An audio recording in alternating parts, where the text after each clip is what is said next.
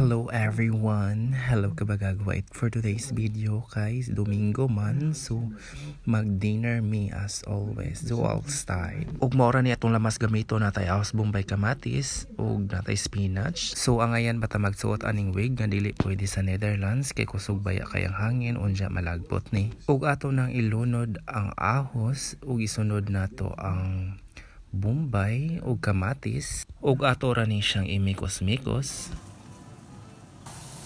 Sa way daghang atik atoa nang ilunod ang spinach ug mao ni ang rumkas ug mao na ni ang spinach ubot nga natog knoblauch pepper ug mao na ni this is it. So atoa na po ning isunod ang mussels. Mao ni tong shit. Si Richard ang nagluto sa mussels ug mao ni siya ang tahong mga kabagagwait ug natay rosay para masugdan na nato ang tagay.